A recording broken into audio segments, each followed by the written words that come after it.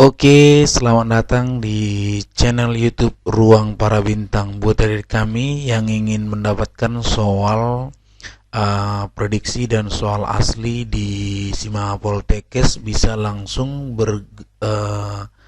berkunjung di website kita ruangparabintang.com. Nanti langsung bisa dilihat di sana download soal Sipenmaru Poltekkes.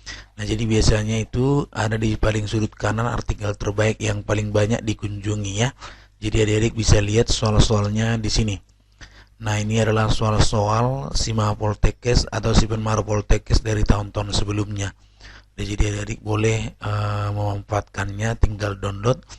Nah, boleh juga adik-adik mengikuti bimbingan untuk bersiapkannya di tahun-tahun berikutnya. Nah, mudah-mudahan adik kami semoga sukses.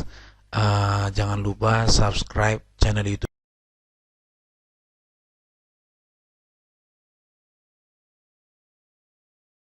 adik bisa lulus dan bisa membanggakan kedua orang tua. Terima kasih, semoga sukses. Salam para bintang.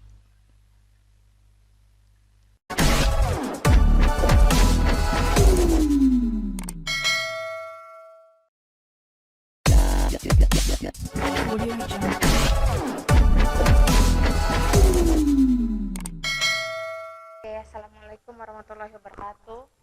Oh, belum.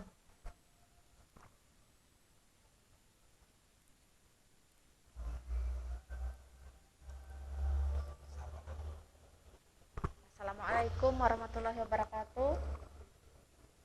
Waalaikumsalam Waalaikumsalam warahmatullahi warahmatullahi wabarakatuh. Waalaikumsalam Kak. Ya, hari ini ada nama Alfira ya.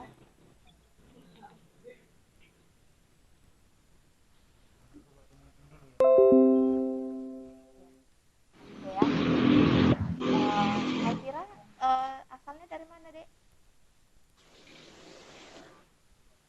Jakarta, Kak. Jakarta. Oke ya. Jadi sebelum kita masuk hari ini, kita review materi minggu lalu, boleh ya? Untuk Erna sama ya.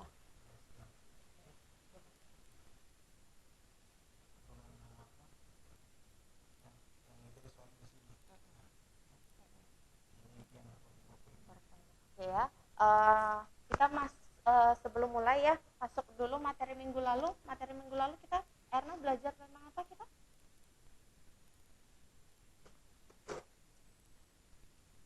Sama Rahma nih, minggu lalu masuk join. Minggu lalu kita masuk ke Kingdom Plantae ya, sama metabolisme kan? Iya, Kak. Iya, oke. Kingdom Plantae kemarin dibagi jadi dua ya, yang berpembuluh sama yang tidak berpembuluh. Yang berpembuluh itu gimana? Punya pembuluh angkut, silem, dan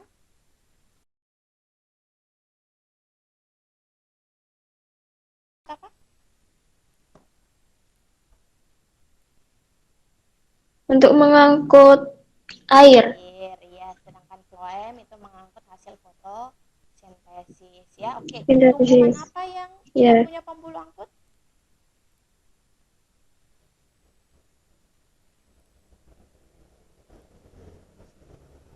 Lumut ya. Kemudian tumbuhan yang punya pembuluh angkut itu jenis paku-pakuan sama tumbuhan berbiji.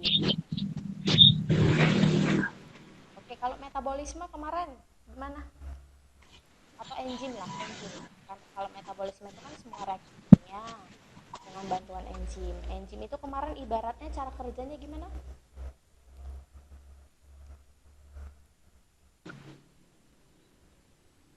Bekerja secara spesifik. Iya, seperti sendok ya, cara kerjanya Ya. spesifik, kemudian hanya dalam jumlah sedikit, tidak ikut Sedikit. berubah, bisa digunakan kembali, ya kan? Kemudian kemarin ya kita udah belajar respirasi. Respirasi ada dua, aerob dan anaerob. Aerob itu artinya butuh udara, anaerob itu artinya tidak butuh udara. Oke ya. Jadi ingat minggu lalu, bagus. Oke, hari ini kita masuk ke materi yang baru, itu mengenai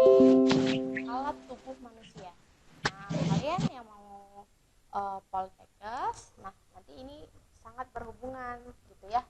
Jadi semua sistem organ yang ada di dalam tubuh akan kita pelajari di hari ini ya. Oke.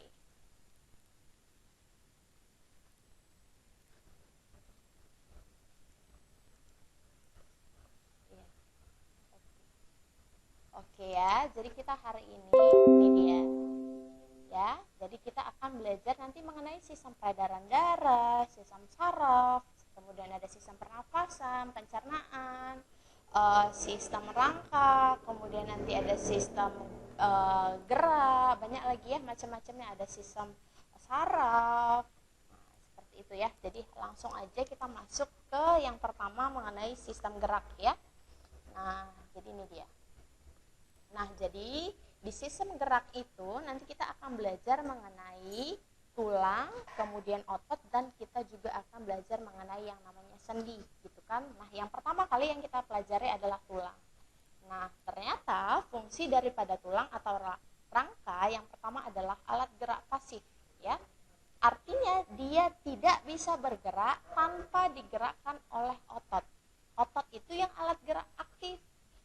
Nah, si tulang ini dibantu geraknya sama si otot, makanya dia disebut alat gerak pasif gitu ya. Yang kemudian fungsi yang kedua adalah melindungi organ-organ penting seperti tengkorak. Tengkorak melindungi organ apa?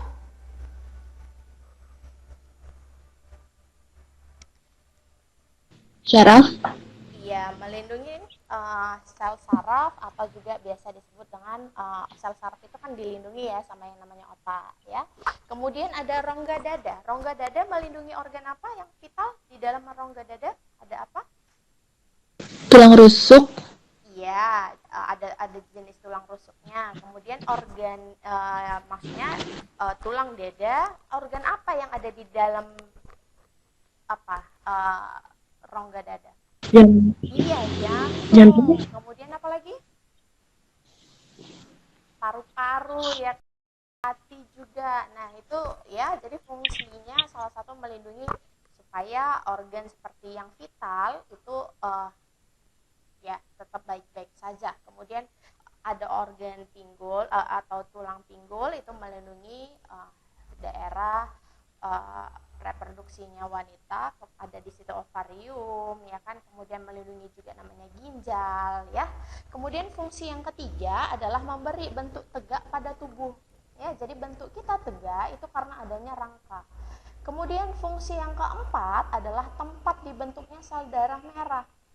Nah, atau tempat dibentuknya sel darah di bagian mana? Di bagian belakang, di bagian sumsum tulang. Nah, ketika kalian kalau kalian makan sup ya, sup tulang itu kan mau ya diketok-ketok ya kan, diketok-ketok pakai pipet, kemudian disedot. Nah, di situ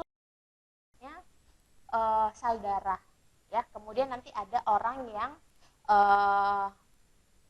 leukemia, penyakit leukemia itu darahnya kebanyakan darah putih. Nah, itu cara penanganannya gimana Kak? Maka harus donor sumsum tulang tadi ya, di bagian tulang belakangnya gitu. Katanya operasi yang paling menyakitkan adalah operasi leukemia. Kenapa? Karena tulangnya harus dibor, diambil di bagian sumsumnya seperti itu ya.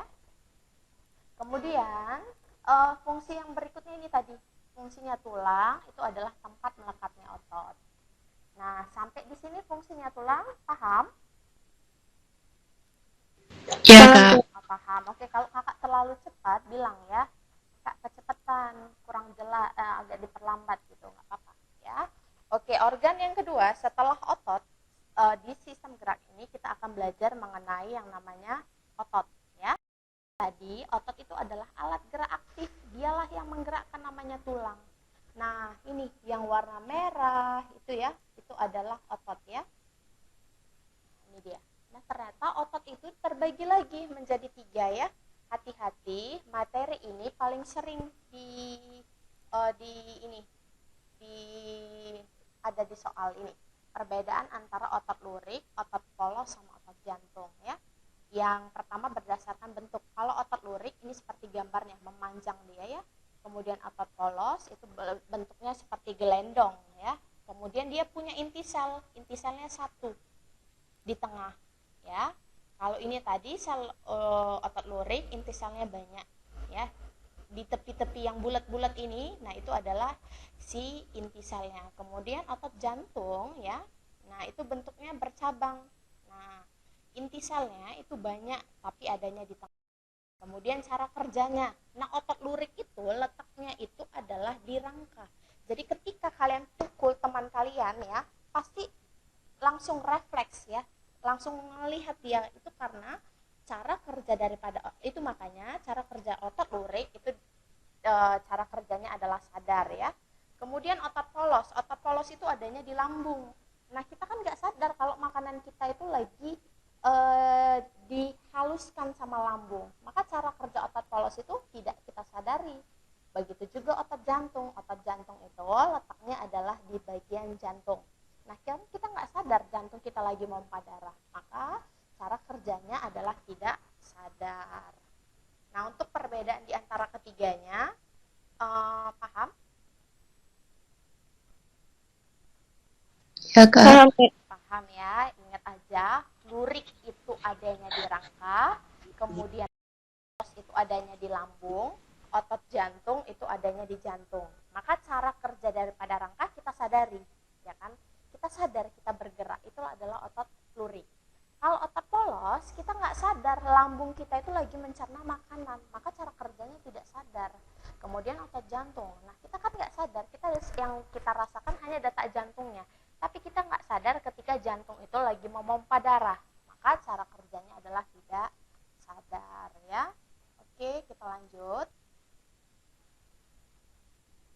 Nah, setelah setelah otot, organ yang berikutnya yang kita bahas adalah sendi.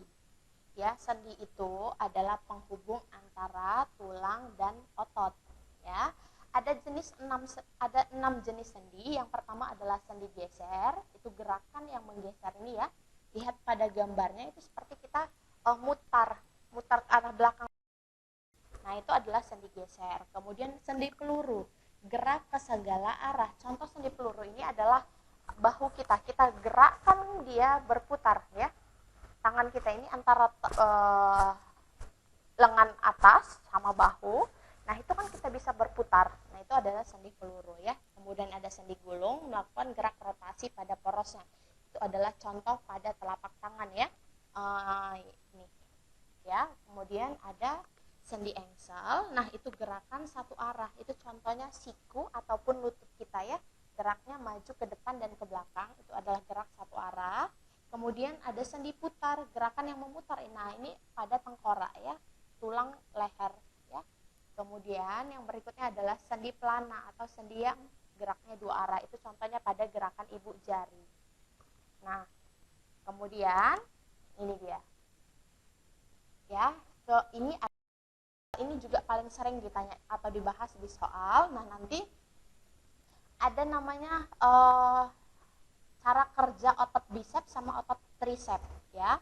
Nah kalau kita lagi kontraksi, tangan kita lagi ke atas gini, maka bicepsnya lagi ini ya, apa ibaratnya kalau orang angkat barbel, tangannya lagi ke atas gitu, maka otot yang atas biceps itu akan berkontraksi, sedangkan yang bawahnya tricepsnya, bagian lengan yang bawah, lengan atas tapi yang sebelah bawah itu mengalami relaksasi. Kebalikannya ya, jadi ini yang sifatnya antagonis. Kalau dia ketika tangan kita lagi lurus, maka otot bicepsnya relaksasi, yang bagian lengan atas bagian bawah itu yang mengalami kontraksi. Sampai sini ada yang mau ditanya? Belum ada. Belum ada. Oke, kita coba dulu bahas ya di soalnya mengenai materi yang berkaitan dengan sendi. Oke, nomor 5 nih. Sendi putar adalah bentuk sendi yang memungkinkan gerakan. Apa jawabannya kalau sendi putar? Nomor 5 ini? Sendi putar. Nah, sendi yang memungkinkan gerakan. Ini kita buka lagi PowerPoint-nya ya. Sendi putar. Nih, sendi putar, gerakan memutar. Ini contohnya pada tadi, leher dan tengkorak. Jadi jawaban untuk soal nomor 5 adalah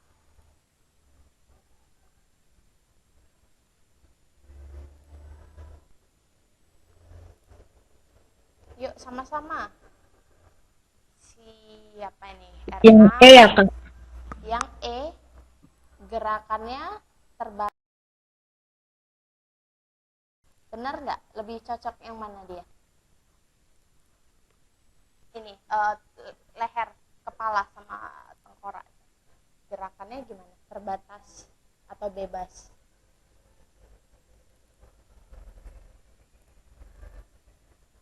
Ya, intinya dia kata kuncinya berporos satu. Kan satu aja dia. Kepala kita kan satu, berporos pada lehernya. Kemudian mutar. Nah, maka jawaban yang paling tepat adalah yang B. B. Yang B. Ya, berporosnya satu, berotasi maksudnya iya, berotasinya satu kan dia di leher ya rotasinya.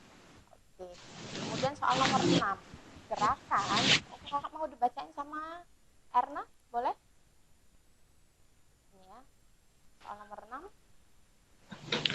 Gerakan yang terjadi antara ujung tulang ibu jari tangan dan tulang telapak tangan adalah dua arah ke depan dan ke belakang dan ke belakang atau ke kiri dan ke kanan. Sendi yang menghubungkan tulang ini termasuk Iya, ibu jari tadi ya. sendi pelana, ya Kak? Iya, sendi apa jawabannya? Dua arah. Nih ya, pelana ya. Ya kan? Iya. Ya, oke. Rahma boleh di nomor 7.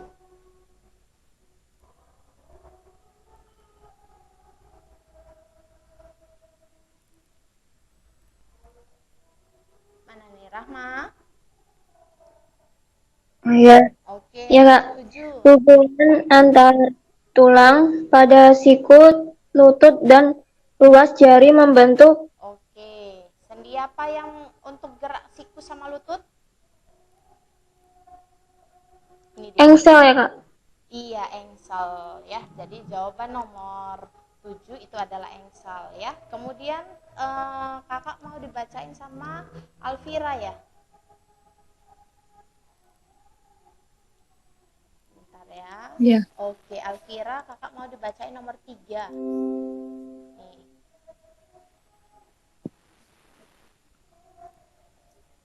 Apabila otot terus-menerus berkontraksi, akan terjadi kelelahan karena Iya, apabila otot terus-menerus berkontraksi, akan terjadi kelelahan. Nah, misalnya ini olahraga ya, contoh kasusnya. Apa sih yang terjadi? Nah, ini hubungannya sama materi yang minggu lalu, yang metabolisme respirasi yang anaerob. Ya, kita olahraga, ya kan? Tapi kan tetap tubuh butuh tetap energi, ya. Tapi kadar oksigen sedikit. Nah, maka terjadilah penimbunan asam laktat sehingga kita mengalami kelelahan. Maka jawaban nomor 3 itu adalah C. Ya. Oke. Kemudian kita lanjut ya di sistem yang berikutnya. Ya, jadi yang perlu harus diingat daripada gerak ini, yang paling penting itu tadi, ini dia. Ya, jadi nanti kalian ingat perbedaan antara otot lurik, otot polos sama otot jantung. Lurik itu adanya di rangka, jantung itu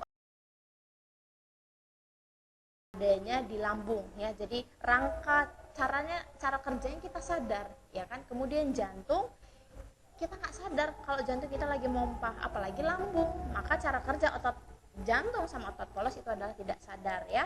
Kemudian ini jenis-jenis sendi dan contoh gerakannya itu biasa sekali, atau soal-soal paling sering bertanya tentang materi itu. Di antara sistem gerak, ingat yang paling penting tadi jenis otot sama jenis sendi ya.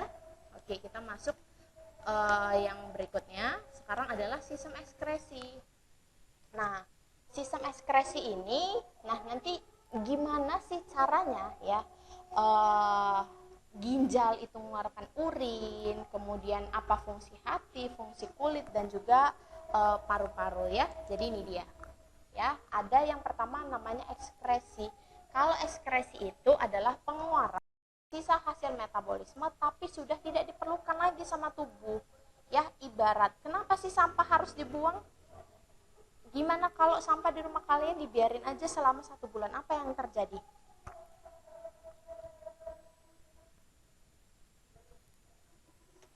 Kira-kira apa? Kotor, Kak. Iya kan, kotor. Kemudian muncul banyak-banyak binatang, kemudian jadi sumber penyakit sama. Maka kotoran yang ada di dalam tubuh itu harus dikeluarkan. Itulah namanya ekskresi. Nah, ada juga sekresi, tapi sekresi itu kalau tadi ekskresi zat yang tidak diperlukan ibaratnya sampah, kalau sekresi itu yang dikeluarkan dari tubuh adalah zat yang masih berguna, masih bisa dimanfaatkan. Contohnya apa, Kak? Contohnya adalah enzim sama hormon. Nah, enzim itu sangat penting untuk metabolisme. Hormon juga penting untuk pertumbuhan kita, ya. Kemudian yang berikutnya adalah defekasi. Defekasi ini hasilnya adalah BAB. Jadi dia pengeluaran sisa hasil pencernaan makanan. Ya, jadi itu bedanya antara ekskresi, sekresi sama defekasi. Oke, yang pertama organ yang akan kita bahas adalah ginjal, ya. Jadi ginjal itu letaknya, lihat itu itu di pinggang. Jadi kalau kalian sering sakit pinggang, hati-hati, itu menandakan adanya kerusakan di bagian ginjal. Artinya ginjalnya bermasalah, ya. Karena letak ginjal itu, lihat. Nah, itu megang pinggangnya kan? Maka letak ginjal di situ dia. Oke. Kalau mesin cuci di rumah kalian fungsinya untuk apa? Mencuci baju. Mencuci baju. Nah, kalau ginjal itu fungsinya adalah mencuci darah. Oke. Baju yang dicuci yang di rumah kalian bersih atau kotor? Kotor. Kotor. Yang dicuci hasilnya adalah baju bersih atau baju kotor? Bersih. Baju bersih. Oke. Sisa air yang ada di mesin cuci itu dibiarkan atau dibuang? Dibuang. Iya, oke, cakep ya. Jadi konsep daripada ginjal kayak gitu. Darah yang dicuci, yang mau dicuci itu adalah darah yang kotor. Dibawa sama namanya pembuluh darah arteri ya. Yang bagian atas yang warna merah itu adalah pembuluh darah arteri. Kemudian dia dicuci di bagian medula. Ya, setelah dicuci, darah yang udah dicuci kan darah bersih jadinya. Nah, darah yang bersih dikeluarkan lagi. Namanya pembuluh yang bawa namanya pembuluh darah vena. Nah, sisa airnya hasil cucian daripada darah itu dikeluarkan melalui saluran yang namanya ureter. Paham ya? Iya, Kak. Oke, ya. Kemudian airnya kan dibuang. Nah, sisa sampah kotorannya itu dikumpulin di tempat namanya pelvis. Airnya tadi dibuang di ureter ya. Kemudian kulit daripada ginjal ya, bagian pelindung daripada ginjal itulah disebut dengan medula. Disebut dengan korteks ya. Jadi arteri bawa darah kotor dicuci di bagian medula, sisa sampahnya dikeluarkan melalui pelvis ya. Air beserta sampahnya dikumpulin dulu di pelvis. Nah, nanti dikeluarin melalui saluran namanya ureter. Ya, kemudian darah yang bersih itu dibawa sama pembuluh darah vena. Bagian korteks itu bagian kulit daripada ginjal, pelindung daripada ginjal ya. Oke. Sampai situ paham?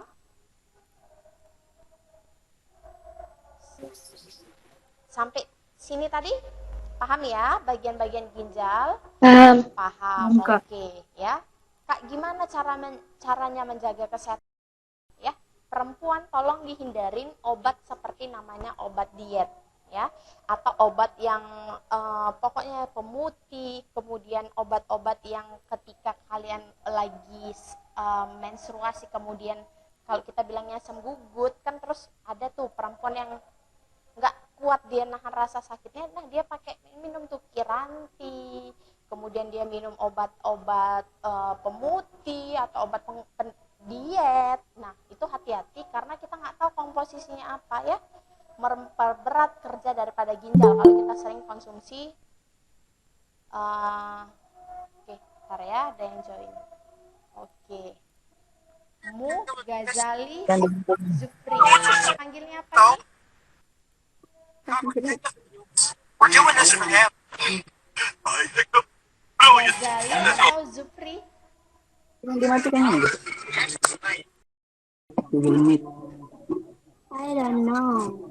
Oke ya, buat Zufri, selamat bergabung. Nah, kakak kita lanjutin ya di materinya, nanti kalau yang ketinggalan kalau ada waktu kita bahas lagi ya. Oke, kemudian kalau laki-laki cara menjaga kesehatan ginjalnya gimana kak? Maka hindari minuman-minuman seperti hemaviton, kratin, dan kukubima ya. Jadi itu biasa kalau laki-laki kalau capek tuh suka minum tuh. Nah hati-hati minuman-minuman yang kayak gitu memperberat kerja ginjal ya. Banyak loh usia muda udah kena gagal ginjal. Kalian tahu berapa harga ginjal ini? Harganya 2M kalau nggak salah. Bisa dijual satuan. Itu ya kalau orang yang ginjalnya udah rusak, yang udah nggak cuci darah terlalu lama, maka itu perlu donor ginjal. Banyak orang yang kalau udah cuci darah, banyak yang umurnya, kadang-kadang ada yang umurnya nggak lama. Jadi tapi kalau dia rutin ngelaksanain cuci darah, nah insya Allah umurnya jadi lebih panjang. Ya, jadi hati-hati, jangan terlalu banyak mengkonsumsi obat-obatan, itu akan memperberat kerja daripada ginjal ya.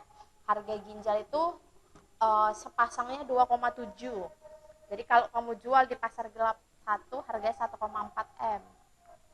Ya. Nah, oke, yang berikutnya ini adalah proses pembentukan urin.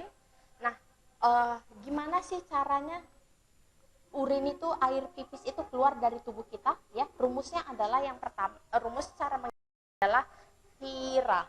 Ya, V-nya itu adalah filtrasi, R-nya itu adalah reabsorsi, A-nya tadi adalah augmentasi. Ini semua, ini adalah, kan tadi kakak bilang bagian tempat dicucinya darah itu adalah medula. Nah, ini semua vira ini terjadinya di dalam si medula. Kalau medula satu diperbesar, maka bentuknya gini. Di dalam medula itu banyak namanya nefron ya. Nefron itu satuan ginjal. Satuan kayak gini itu namanya nefron. Nah, di dalam medula banyak nefron ini. Ya, jadi yang pertama prosesnya adalah filtrasi. Filtrasi itu tempatnya adalah glomerulus. Lihat ini yang bagian dilingkari pertama di atas. Nah, apa sih kak filtrasi itu? Filtrasi itu adalah artinya pencucian darah. Jadi bahan utamanya adalah darah. Nah, hasil daripada darah yang udah dicuci, hasilnya adalah urin primer. Kemudian tahapan yang kedua adalah reabsorsi. Setelah darah dicuci, maka darah direabsorsi. Reabsorsi itu artinya zat yang masih berguna itu diserap kembali. Apa-apa aja zat yang masih berguna ya. Jadi yang berguna itu adalah glukosa, protein. Nah, itu masih bisa dipakai sama tubuh. Maka itu diserap kembali sama tubuh.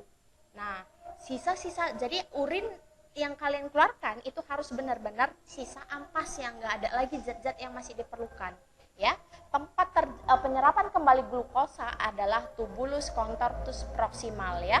Bahannya hasil dari filtrasi tadi, kemudian nanti hasilnya adalah urin sekunder ya. Tahapan yang ketiga adalah augmentasi. Nah, ini baru sisa semua sampahnya adalah tahapan namanya augmentasi ya. Tempatnya terjadi di tubulus contortus distal, hasilnya adalah urin sesungguhnya. Di urin sesungguhnya, air pipis kalian itu mengandung yang pertama namanya air. Ya kan, 90% air. Kedua, ada namanya urea. Ya. Jadi kalau kalian pipis, kemudian laki-laki itu kan suka pipis di pohon, ya. Ureanya itu bisa buat tumbuhan jadi subur. Ya, jadi sebetulnya laki-laki pipis sembarangan di pohon, pohonnya nanti jadi subur, gitu. Kemudian yang berikutnya, yang bagian daripada urin itu adalah amonia. Nah, amonia itulah yang buat air pipis kita bau pesing kalau nggak kita siram. Kalau kita biarkan aja, yang buat bau pesing itu adalah amonianya. Ya, jadi wajar urin itu bau pesing, maka harus disiram gitu ya. Sampai sini ada yang mau ditanya tentang proses pembentukan urin? Nggak ada, Kak. Nggak ada. Jadi kalau kakak tanya, nah ternyata di dalam darahnya atau orang ini mengalami penyakit diabetes. Diabetes artinya penyakit apa? Gula. Gula. Ya, Gula. iya, gula. Berarti di dalam air pipisnya mengandung gula. Maka terjadi kerusakannya di bagian mananya? Ginjalnya rusak di mananya? Kenapa dia kok bisa menyerap si gula? Maka gulanya sampai keluar dari tubuhnya. Di air pipisnya banyak gulanya. Air pipisnya jadi manis. Maka terjadi kerusakan di bagian A. Glomerulus, tubulus contortus proximal, atau tubulus contortus distal. Glomerulus ya, Kak? Tadi tempat diserap kembali glukosa.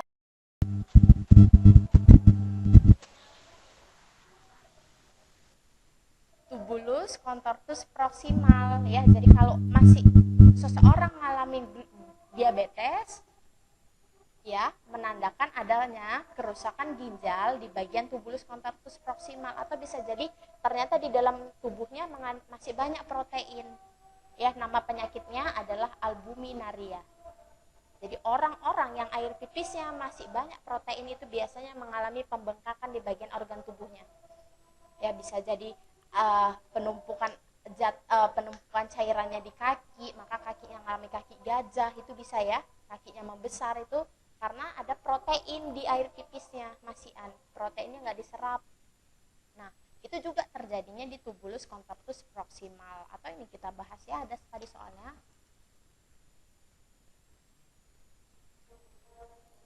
Oh, ini dia di nomor 9, kakak mau dibacain sama yang baru join, Zupri.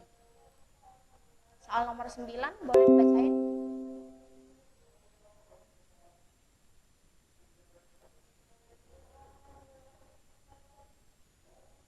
Zupri. Oke, Kak. Oke. Nomor 9. Nomor 9. Jika dalam urin seseorang terdapat glukosa sedangkan tidak menderita diabetes mellitus, maka kemungkinan terjadi kerusakan pada bagian A. Glomerulus, B. kapsul Broman, C. tubulus proximal, D. tubulus distal, E. lengkung Henle. Iya. Nah, ini tadi kan seseorang yang terdapat glukosa di dalam air pipisnya, maka terjadi kerusakannya di bagian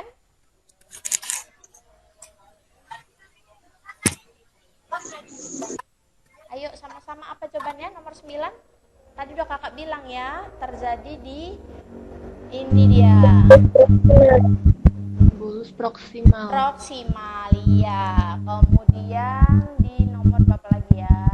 Yang ada sistem ekspresi. Oke, habis ya materinya. Oke, sekarang kita masuk materi yang berikutnya. Setelah dari ginjal, kita masuk fungsi daripada hati ya. Jadi hati itu zat sisa yang dikeluarkannya adalah urea dan amonia ya. Nah, urea dan amonianya inilah nanti yang ikut dikeluarkan bersama ginjal, dicampur di air pipis. Makanya di air pipis kita ada urea sama amonia. Itu adalah hati ya. Oke, fungsi hati yang pertama adalah menetralkan racun ya. Kalau kita digigit ular berbisa, nah untuk menetralkan racun daripada bisa ular itu yang bekerja adalah organ yang namanya hati ya. Jadi hati itu letaknya gini nih ya. Bentuknya gini, bukan love ya. Ingat bentuknya gini. Nah, itu ya. Kemudian di bawahnya ada namanya yang warna hijau, itu adalah empedu. Ya, jadi hati ini ada dua belahan ya, ada kiri dan kanan ya. Hati ini adalah organ yang paling besar di dalam tubuh. Beratnya 5% dari total berat tubuh. Misalnya berat kakak 50 kilo. Ya kan 5%-nya adalah berat daripada hati. 5%-nya berapa dari 50 kilo?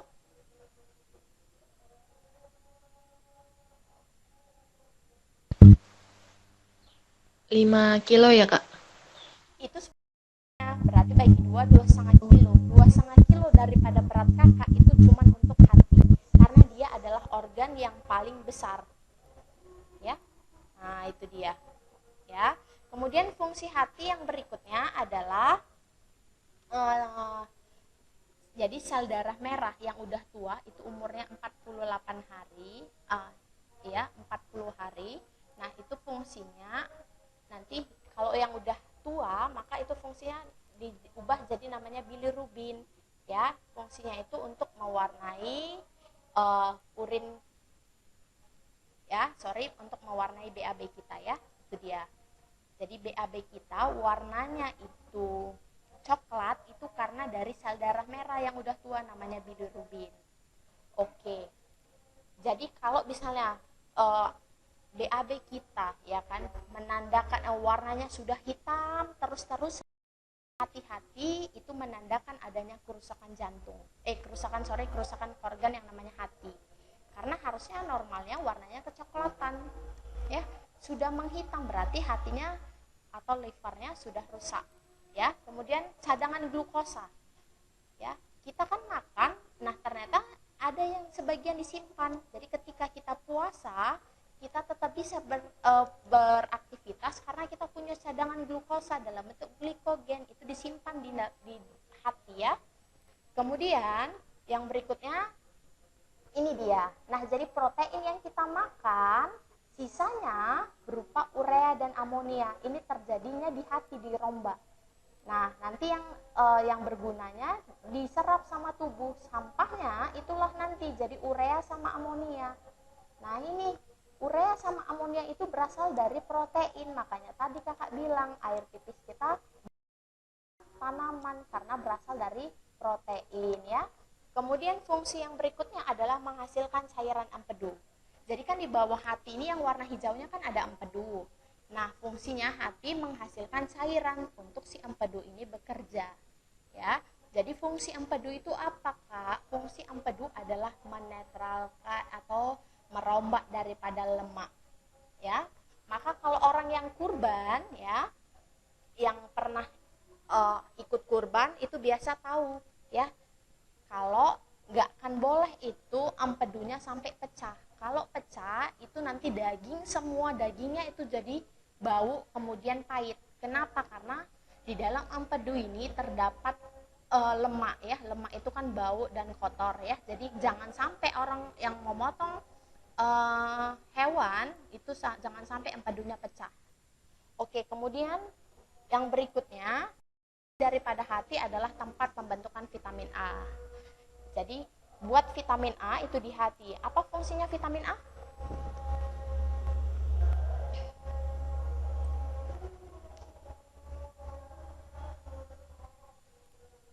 Fungsi vitamin A apa?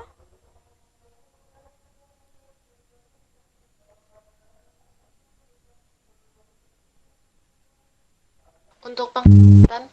Iya, untuk membantu ya dalam menjaga kesehatan mata. Ya, oke. Kemudian ya hati-hati harga organ daripada paru-paru ini juga organ hati ini lumayan cukup mahal. Itu harganya di kisaran 2,1 M. Kalau tadi ginjal 2,7, hati ini harga di pasar gelapnya 2,1. Nah, kalian kalau mau donor jangan donorkan ginjal. Kenapa? Karena ginjal kalau udah didonorkan maka kita nggak akan bisa boleh lagi aktivitas yang berat ya. Kalau perempuan tidak disarankan lagi untuk hamil. Tapi kalau kita donorkan hati, maka organ hati ini nanti akan berkembang. Kalau kita donorkan seperempatnya, maka nanti utuh lagi. Setelah beberapa bulan utuh lagi. Nah, cuman selama proses ya, jadi supaya dalam proses utuhnya lagi kembali ke bentuk semula, otomatis fungsi hati menurun gitu. Ya, jadi kadang-kadang kan ada ya orang yang kalau orang tua kita sakit mau donorkan ya, kalau ginjal nggak akan bisa tumbuh, tapi kalau hati kita donorkan bisa berkembang lagi. Seperti itu dia. Oke, organ yang ekskresi yang kulit. Nah, kulit ini hasilnya adalah keringat ya. Apa aja fungsi daripada kulit? Yang pertama pertama adalah alat ekskresi, pengeluaran zat sisa tadi berupa keringat, kemudian dia juga alat peraba. Ya, kita bisa merasakan tekstur daripada suatu benda karena kulit adalah alat peraba. Kemudian dia pelindung, ya, gimana, kebayang nggak ya kalau manusia nggak punya kulit, ya kan? Kemudian ada regulator suhu, nah artinya dia penyeimbang suhu tubuh. Kemudian ada pemberi warna tubuh, ya, warna kulit kita tiap orang beda-beda, itu karena ada namanya melamin, ya, melamin. Nah, ini dia.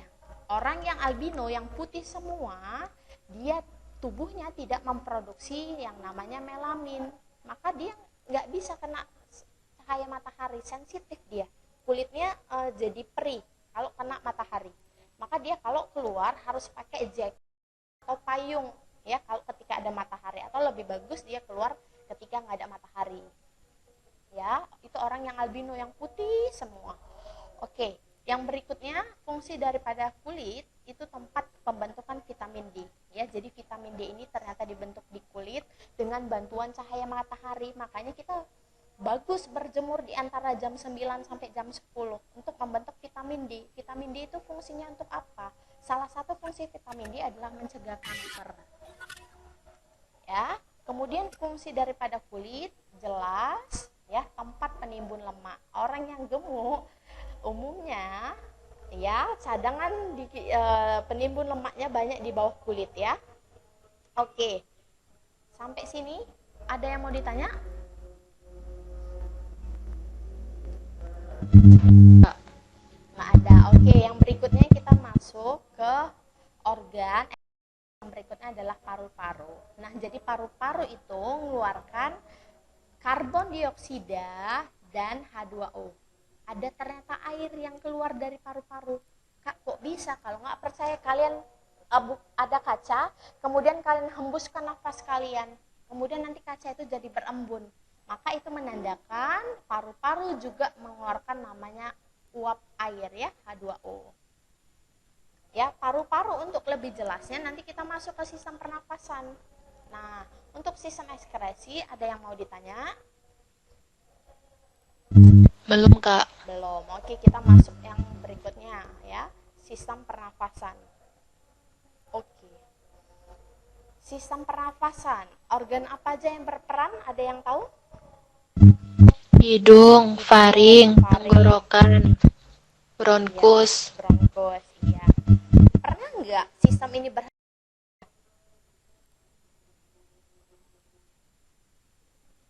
sistem pernapasan berhenti bekerja? Pernah nggak? Pada saat bersin ya, Kak? Tidak pernah. Nggak pernah, ya. Kalau waktu tidur berhenti Iya. nggak? Kok tahu? Enggak. Kan lagi tidur. Enggak. Iya, ya. Jadi sistem pernapasan adalah sistem yang nggak pernah berhenti kecuali udah meninggal, ya. Oke, nih dia. Harga, ya, yang paling, organ yang paling mahal adalah paru-paru. Harganya 4,2 miliar. Kenapa harga paru-paru mahal? Ada yang tahu? Enggak tahu, Kak. Nggak tahu. Apa fungsi, kalau orang, ya, orang sekarang banyak perokok. Rokok menimbulkan senyawa yang buat menumpuk di paru-paru. Paru-paru dibuatnya nanti menghitam, ya, kerjanya jadi rusak. Itu kenapa? Karena perokok, maka harga paru-paru itu yang paling mahal di antara semua organ. Harganya 4,2 M. Oke, ya. Ini dia. Jadi benar, ya. Ini perhatikan, ya. Oksigen yang kita hirup itu masuk melalui hidung, ya. Organ yang pertama adalah hidung. Perhatikan di hidung ada dua. Yang pertama adalah udara masuk harus disaring. Siapa yang saring? Bulu hidung. Sisa kotorannya dikeluarkan. Jadi apa? Upil. Itulah yang sering kalian korek. Oke, selain iya, kemudian selain apa tadi kakak bilang? Disaring, kemudian udara itu juga harus dihangatkan. Kenapa? Kalau kita hidup di daerah pegunungan, ya kan, daerah sana lebih dingin daripada suhu tubuh kita, maka oksigen yang masuk itu tetap harus. Kenapa? Supaya metabolisme tetap berjalan stabil. Jadi siapa yang menghangatkan? itulah namanya lendir. Ya, jadi tiap orang itu ada punya sinusnya masing-masing, punya sinus. Ya, sinus itu fungsinya untuk memproduksi lendir. Tapi orang yang sinusitis, produksi lendirnya berlebihan sehingga berbahaya, menutupi udara yang akan masuk. Maka harus dioperasi dengan melakukan penyedotan lendirnya. Seperti itu. Oke. Organ yang kedua, setelah oksigen masuk dari hidung, yang kedua ada namanya faring, ya. Faring itu ada namanya epiglotis, ibarat pintu buka tutup. Kalau makanan, maka pintu untuk tenggorokan ditutup. Tapi kalau oksigen yang masuk, udara yang masuk, maka pintu untuk kerongkongan ditutup, yang terbuka pintu tenggorokan.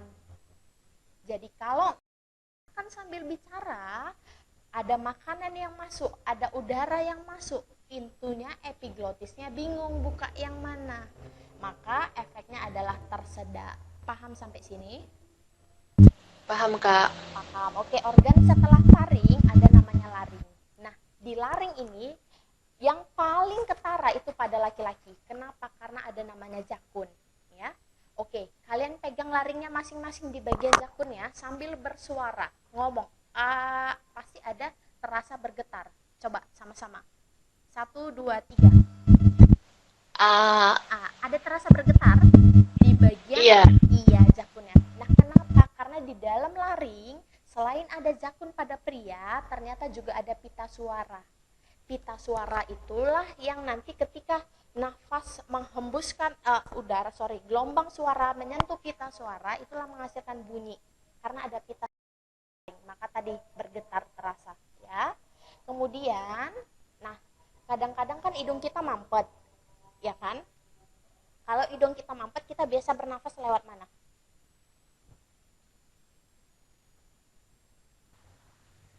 Mulut ya, Kak? Iya, lewat mulut. Iya, lewat mulut. Tapi kan di mulut nggak disaring udaranya. Kan nggak ada bulu-bulu rambut yang seperti di hidung.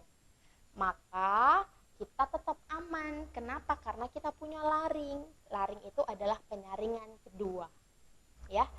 Nah, sisa ampasnya tetap harus dikeluarkan, debu kotorannya daripada udara yang masuk itu harus dikeluarkan. Namanya jadinya bersin. Ya. Jadi lebih bagus mana? Bernafas lewat mulut atau bernafas lewat hidung? Lewat hidung. Kenapa? Kan ada bulu-bulunya.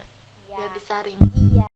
Hidung terjadi penyaringan 2 kali. Kemudian terjadi proses penghangatan udara.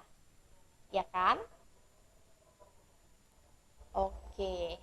Habis dari laring, maka masuk ke trakea. Trakea ini lihat, ada bentuk-bentuk cincin di sini, ya, yang warna biru putih. Itu fungsinya untuk apa? Nah, cincin itu menjaga supaya tenggorokan kita bentuknya tetap, supaya tetap tegak, supaya oksigen sama CO2 keluar masuknya itu enak. Maka itu adalah fungsi trakea, ada cincin yang memberi bentuk tetap pada tenggorokan. Habis dari trakea, maka masuk ke bronkus. Bronkus cabang 2 daripada trakea. Ini yang bercabang 2 itu. Nah, itu adalah bronkus. Yang bronkeolus cabang-cabang yang lebih halusnya. Yang paling banyak itu ya serabut-serabut itu adalah bronkeolus ya. Kemudian bagian yang terakhir itu adalah alveolus ya. Bentuknya yang bulat, yang dilingkarin. Nah, alveolus fungsinya apakah? Alveolus itu seperti bentuknya bulat. Nah, di dalamnya ada pembuluh darah. Fungsinya untuk apa? Untuk oksigen masuk, CO2 keluar. Oksigen siapa kok oksigen bisa masuk, Kak? Oke, kita punya namanya hemoglobin. Hemoglobin yang ada di dalam darah itulah yang narik si oksigen supaya bisa masuk ke dalam alveolus. Nah, nanti kalau oksigen masuk, maka ngalami difusi si karbon dioksida, maka karbon dioksida nanti bakalan keluar. Ya, seperti itu. Ada pertanyaan untuk ini?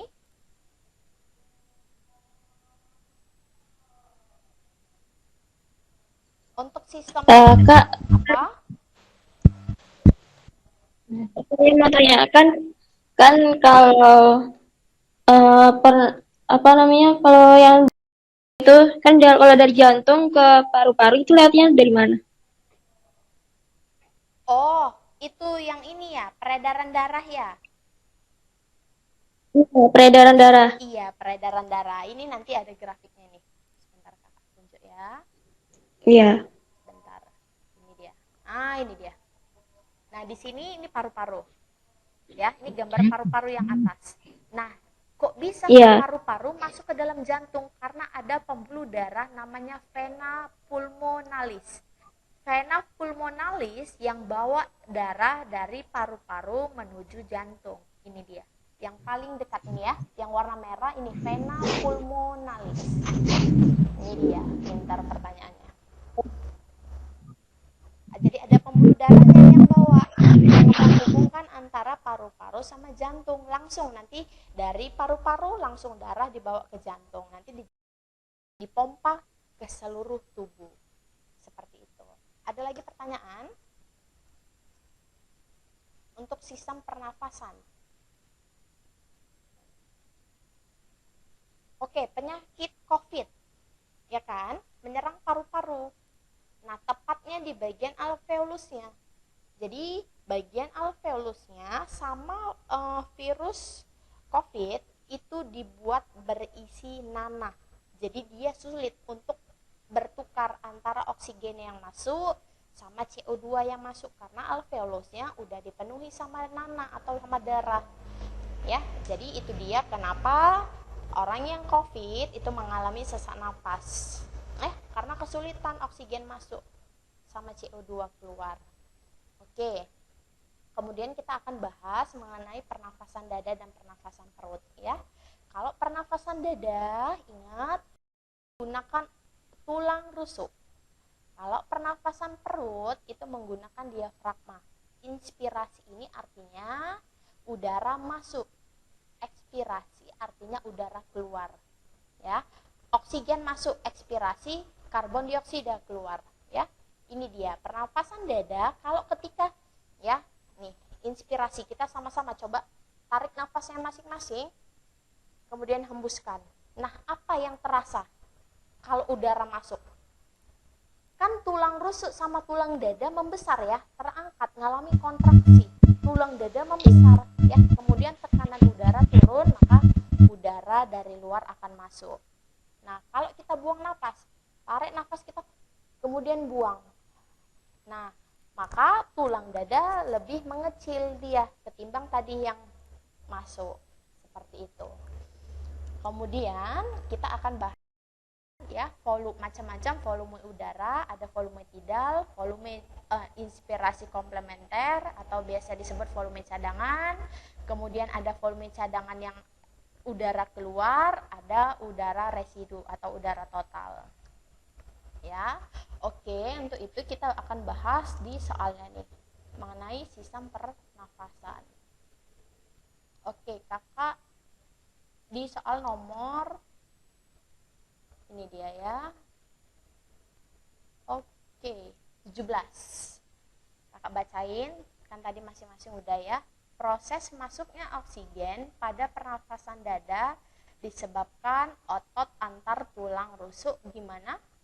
Kalau pernafasan dada, oksigen masuk, nih. Nih, pernafasan dada, ini dia. Pada saat inspirasi udara masuk, maka otot tulang rusuk ngalami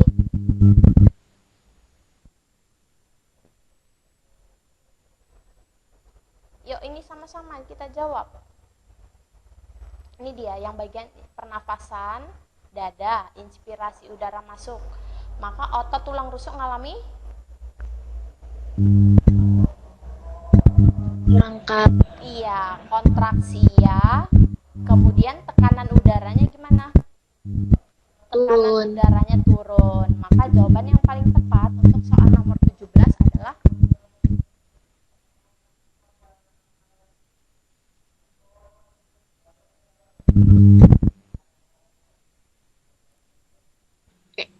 Iya, Kak. iya, Oke, nomor 18. Perbedaan antara pernafasan perut dan inspirasi. Oke, tulang otot perut ngapain dia? Apa yang dipakainya? Oh, sorry. pernafasan perut dan pernafasan dada adalah waktu inspirasi. Aktivitas otot perusuk akan mengalami, ini dia. Nah, ini.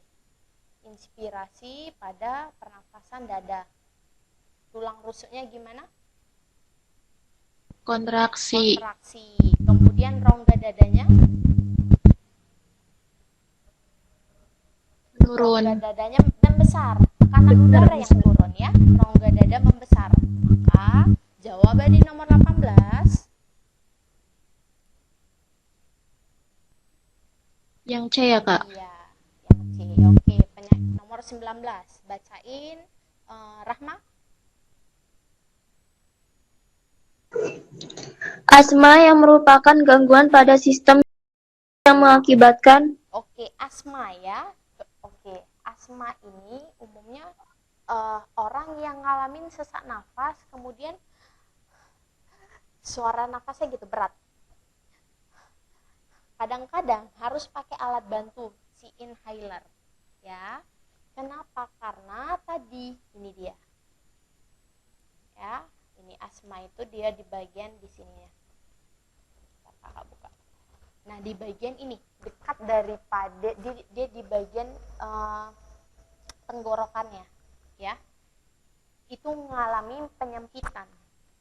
Ya. Ciri-cirinya sesak nafas, kemudian nafasnya berat. Ya. Nah, kalau yang A, peradangan pada mukosa rongga hidung dan mengeluarkan lendir. Ini adalah penyakit sinusitis. Nah, peradangan pleura. Pleura itu apa, Kak? Pleura itu adalah kulit daripada bagian kulit daripada paru-paru namanya pleura. Ya, jadi bukan di bagian kulitnya si asma ini. Kemudian tumor ganas, bukan ya? Tumor ganas itu bukan. Kemudian adanya penyempitan di bagian alveolus. Nah, di bagian alveolus bukan, di bagian alveolus itu ini tadi. Nah, ini dia alveolus itu COVID itu tadi. Jadi bukan itu. Alveolus ini, penyempitan pada alveolus itu biasa disebabkan oleh virus ataupun bakteri ya. Jadi yang paling tepat jawabannya adalah B. Sesak nafas, batuk dan bunyi mendesak. Kemudian soal nomor 20, kakak mau dibacain sama Erna? Asfiksi adalah gangguan pada sistem pernafasan yang disebabkan asfiksi ini umumnya pada korban yang ngalamin namanya tenggelam. Kasus tenggelam. Jadi karena di dalam tubuhnya udah terdapat banyak air, oksigen sulit masuk ke dalam jaringan tubuhnya. Sehingga dia kesulitan untuk bernafas. Maka jawabannya yang paling tepat untuk soal nomor 20 adalah E. Ya. Orang yang kasus asfiksi ini kasusnya pada orang yang tenggelam, ya. Oke, ada pertanyaan pada sistem pernafasan? Kak, misalkan kalau kena COVID kan nggak bisa ini ya, cium, itu nggak berfungsi apa gimana? Iya, memang sama sekali tidak berfungsi lagi ya.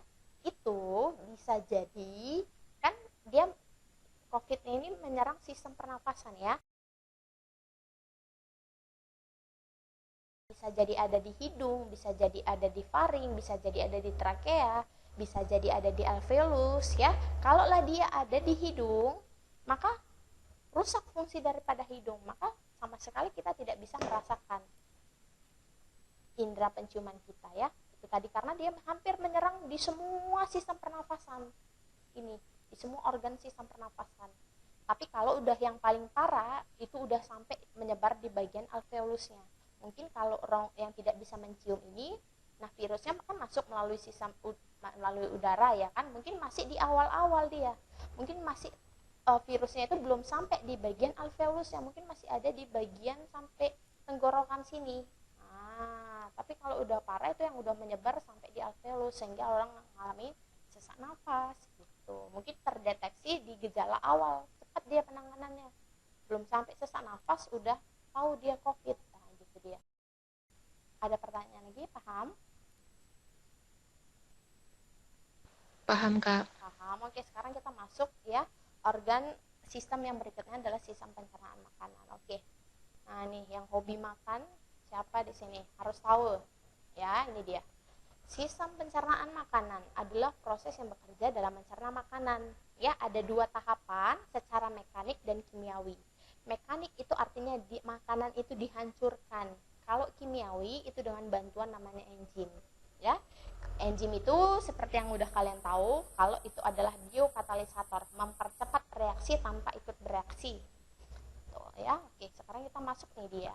Jenis-jenis makanan ya yang kita konsumsi itu adalah karbohidrat, protein, lemak, mineral, vitamin, sama air. Oke. Ingat, mineral, vitamin, dan air itu langsung diserap oleh tubuh. Tidak masuk ke dalam sistem pencernaan makanan. Nggak ngalami pakai acara dicerna-cerna dulu, nggak. Mereka langsung diserap sama kulit, sama tubuh. Ya. Jadi yang masuk ke tahap proses pencerna makanan harus dicerna itu adalah karbohidrat, protein, dan lemak. Ya, karbohidrat itu fungsinya sebagai energi utama, protein penyusun zat tubuh. Kalau ada sel kalian yang rusak, maka dibuat dari protein. Lemak itu sebagai cadangan energi. Ini vitamin, mineral fungsinya mengaktifkan enzim. Vitamin fungsinya sebagai kekebalan tubuh.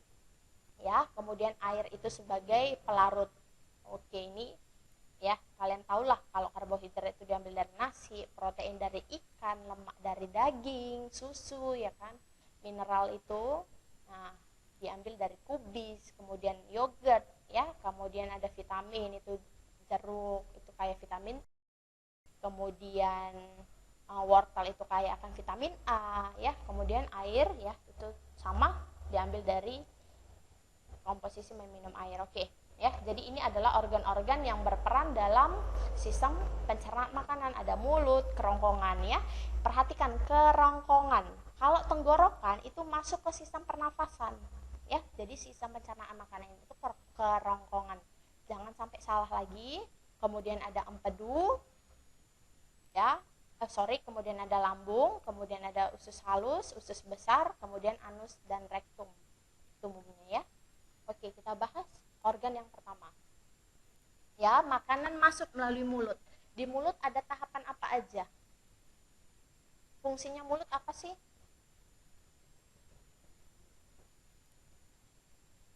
Yuk, sama-sama. Apa fungsi makanan masuk ke mulut? Makanan masuk melalui mulut. Untuk menghaluskan makanan. Iya, menghaluskan makanan itu adalah proses mekanik. Ya, jadi kemudian ternyata nggak hanya menghancurkan makanan, di dalam mulut ternyata juga ada enzim. Maka tahapan di mulut terjadi secara mekanik dan kimiawi. Mekanik yang menghancurkan makanannya adalah gigi, kimiawi enzim yang di dalamnya adalah amilase. Amilase ini fungsinya apa? Mengubah zat tepung menjadi glukosa. Itu dia kenapa kadang-kadang lidah kita terasa manis karena masih ada zat enzim amilasenya. Ya. Kemudian ini jenis-jenis gigi, ya. Yang pertama adalah gigi seri, fungsinya untuk menggigit. Gigi taring itu merobek, ya.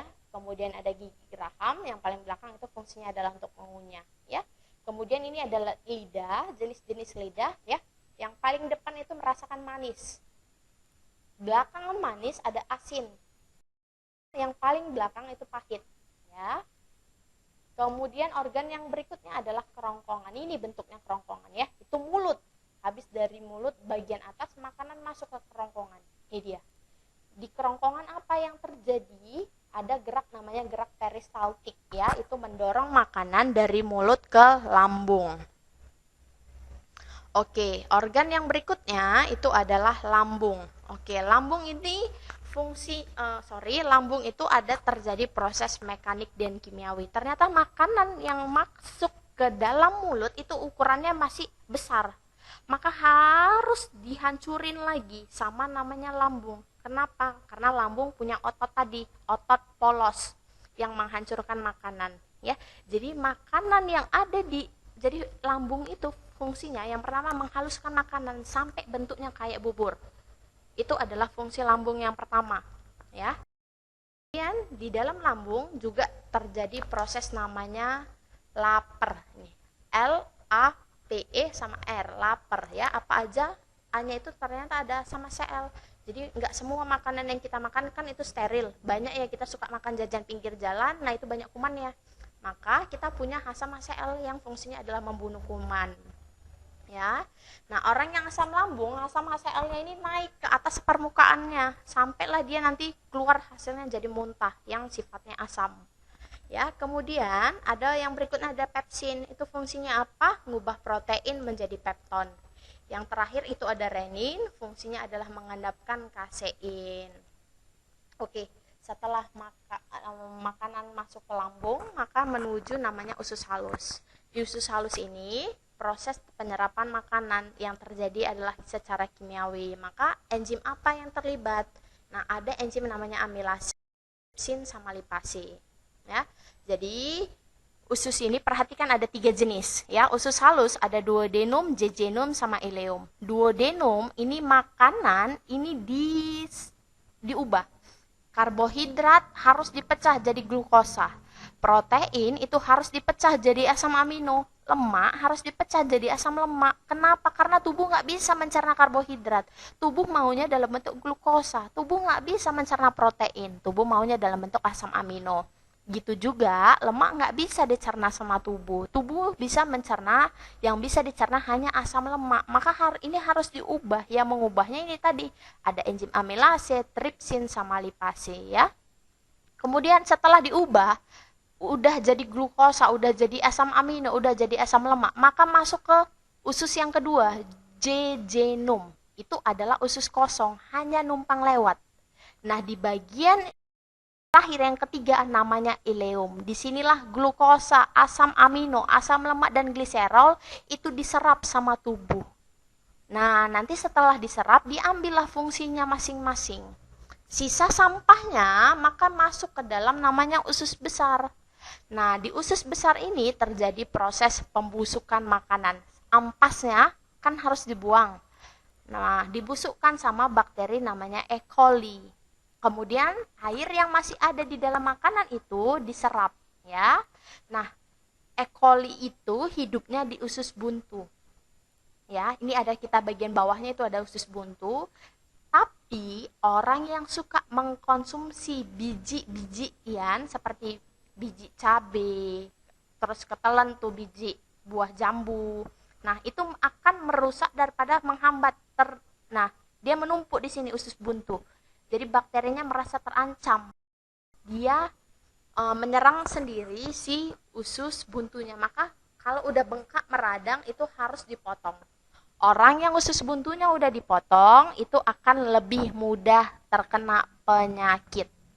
Ya, jadi jangan suka mengkonsumsi kalau makan bakso itu perhatikan ya. Jangan berlebihan makan daripada biji cabenya. Ada pertanyaan?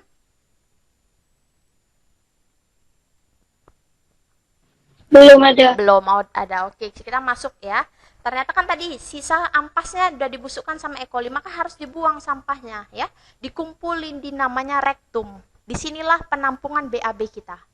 Nah, ini di BAB itu ditampung di rektum. Nah, dikeluarkan itu melalui namanya anus ya. Ini dia.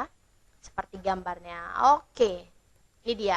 Nah, ternyata kalau kita mau nguji makanan ya, jajan pinggiran, terus kita mau ngecek apakah itu mengandung karbohidrat, maka regen yang digunakan ya atau senyawa yang digunakan adalah lugol. Nah, warnanya itu yang tadinya makanan itu berubah membiru kehitaman, itu menandakan adanya karbohidrat. Kalau kita mau ngetes protein itu pakai bioret, kalau warnanya berubah warna ungu berarti ada proteinnya. Ya, gula pakai benedik. Nah, kalau berubah nanti makanannya jadi orange itu menandakan ada glukosa. Nah, lemak ini pakai kertas buram ya, pakai kertas biasa aja. Kalau warnanya berubah ada minyaknya itu menandakan ada lemak di makanan tersebut ya. Kalau kita beli gorengan tuh, nah kita bungkus pakai kertas, terus kertasnya berubah warnanya, nah itu berarti ada lemaknya di situ ya. Minyak itu kan lemak ya. Oke. Ada pertanyaan untuk sistem peredaran darah? Belum, sorry, Kak. sistem pencernaan makanan. Nggak ada ya. Oke, kita langsung masuk di soalnya karena banyak lagi materinya. Ini, oke. Coba cari sama-sama nih, yang mana? Ini nih, 16. 16 kakak mau dibacain sama Aspira ya. Afira, siapa namanya tadi? Alvira, sorry Alvira. Ini dia nomor 16. Hubungan yang benar antara nama, sumber, dan fungsi vitamin berikut ini adalah Iya. Apa yang paling tepat? Kira-kira Kak. apa? Yang E. Iya, ya. Vitamin A itu terdapat di banyak di wortel ya. Fungsinya adalah untuk menjaga kesehatan mata. Oke, cakep. Sekarang bisa apa masih ada soal tentang ini? Oke.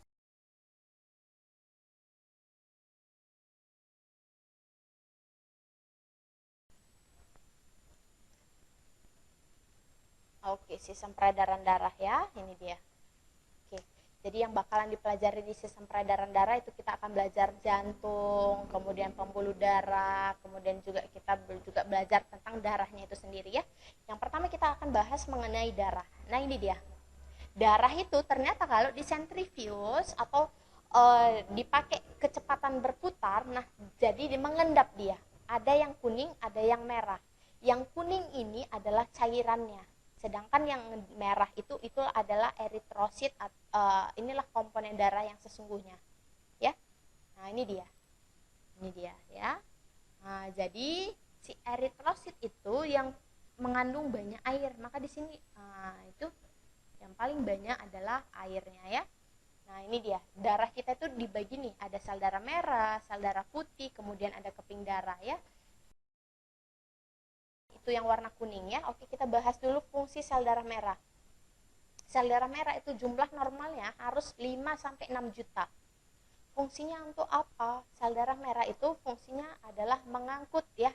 Paling penting ini. Ingat, fungsi sel darah merah itu sangat penting. Fungsinya apa? Mengangkut oksigen, CO2, kemudian sari-sari makanan, mengangkut hormon sama mengangkut enzim. Ya. Kemudian ada leukosit atau biasa kita sebut sel darah putih, itu jumlahnya hanya 5.000 sampai 10.000. Fungsinya untuk apa? Nah, kalau ada virus atau benda asing yang masuk ke dalam darah, maka dihancurin sama namanya sel darah putih. Ya. Perhatikan ini banyak sekali, ada basofil, eosofil, limfosit, neofil, sama monosit. Ini adalah jenis-jenis daripada sel darah putih. Ya. Yang berikutnya adalah keping darah, itu jumlahnya atau biasa kita disebut dengan trombosit, fungsinya adalah untuk pembekuan darah atau ketika kita luka, darahnya itu berhenti mengucur. Nah, itu adalah fungsi daripada keping darah ya, atau trombosit, itu jumlahnya hanya 250 sampai 400 ya. Jadi yang paling banyak adalah sel darah merah. Oke. Lanjut. Nah, ini dia. Ini dia cara tubuh mengedarkan cara jantung mengedarkan darah ya. Jadi yang pertama ya, kan jantung manusia itu terdiri dari 4 ruang ya. Ada atrium kanan, ada vena, ada atrium kiri, ada ventricle kiri ya. Jadi pertama kali perhatikan ya, polanya gini. Ya. Peredaran darah manusia itu ada 2 tipe. Ada peredaran darah besar, ada peredaran darah kecil. Peredaran darah besar itu artinya bawa darah ke seluruh tubuh. Kalau peredaran darah kecil itu hanya dibawa ke paru-paru. Ya. Oke, darah fungsinya jantung apa? Ada yang tahu fungsinya jantung?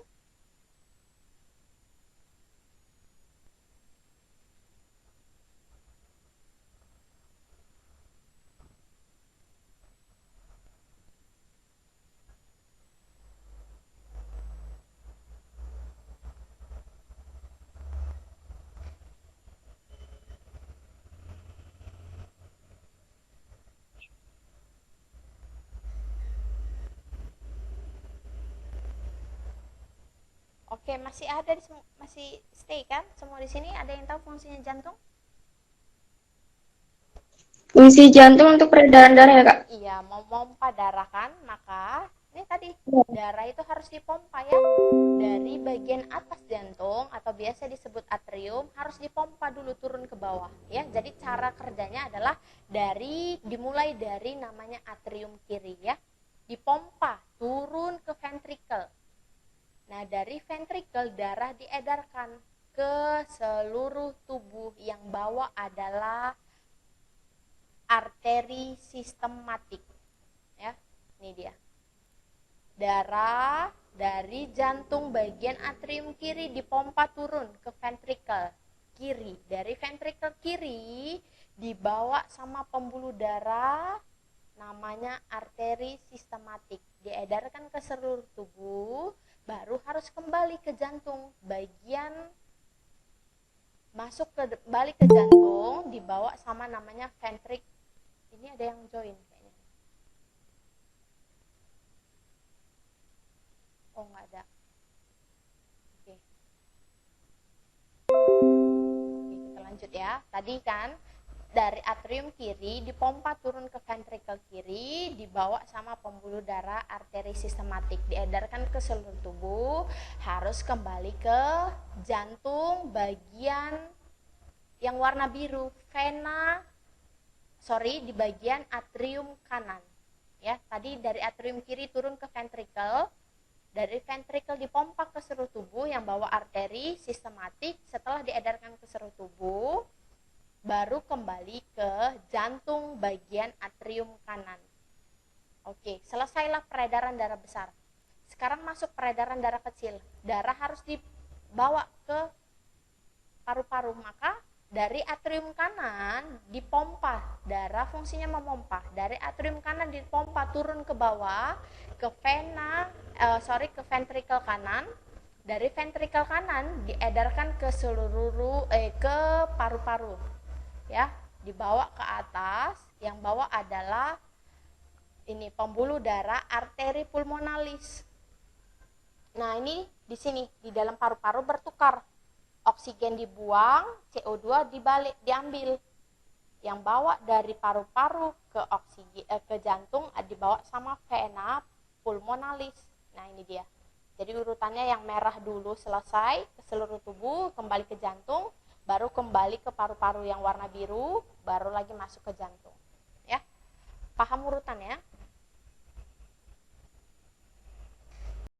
Paham, Kak. Paham, oke. Sekarang kita masuk, ini dia. Nah, jadi ada dua pembuluh darah, ada arteri, ada vena. Ya. Oke. Arteri itu artinya pembuluh darah yang meninggalkan jantung, sedangkan pembuluh darah vena itu menuju ke jantung. Ini ya, perhatikan. Nih, arteri tadi kan keluar ini, arteri sistematik keluar dari jantung. Kalau yang bawa masuk lagi itu adalah vena ya. Nah, itu dia, maka itu bedanya ya. Kemudian ini dia.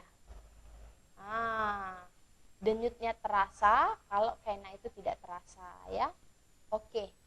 Ini dia ya. Nih, jika pembuluhnya terpotong, maka darah itu akan memancar, muncrat. Itu adalah pembuluh darah arteri. Nah, kalau dia cuma netes, itu yang berarti yang terpotong itu adalah pembuluh darah vena. Ya, ingat itu. Kemudian ini dia. Sekarang kita masuk gimana cara terjadinya proses pembekuan darah ya. Oke. Jadi tadi fungsi daripada pembekuan darah itu adalah keping darah atau biasa kita sebut dengan trombosit ya. Nah, ketika ada permukaan luka atau kulit yang robek ya, maka itu jadi kulitnya itu terbuka dia. Permukaannya robek, ini dia. Maka trombosit itu yang tadinya dibawa sama darah, tiba-tiba karena ada permukaan yang robek, maka dia akan pecah trombosit. Kenapa? Karena trombosit itu sifatnya sangat sensitif. Kalau ada permukaan yang robek, pecah, maka dia akan pecah, ikut pecah. Nah, trombosit yang pecah akan mengaktifkan enzim namanya trombokinase. Ya, dengan bantuan vitamin K sama ion kalsium, maka protrombin diubah jadi trombin. Ya, nah nanti trombin ini mulai muncul benang-benang halus. Fibrin itu ketika sudah menutup dengan sempurna.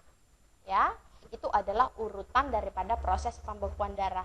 Dia perlu ion kalsium sama vitamin K. Ya.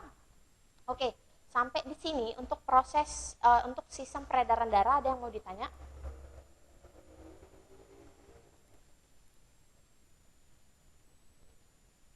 Belum ada, Kak. Belum ada. Oke, kita masuk ke soal ya, karena materinya agak banyak. Nah, ini dia. Soal nomor 12.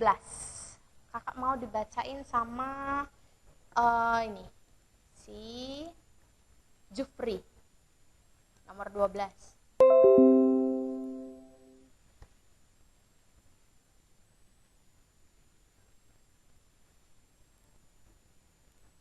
Jufri.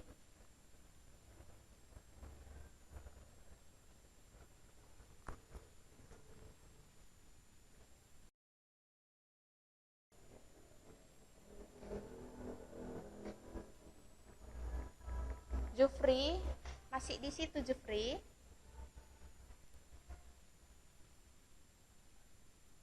Oke, ganti dulu ya, mungkin Jufri lagi jaringannya mungkin. Oke, nomor 12. Setelah mengalami proses pencernaan, sari-sari makanan siap untuk diserap dan dibawa ke seluruh tubuh oleh darah. Bagian darah yang berfungsi untuk bawa sari-sari makanan apa?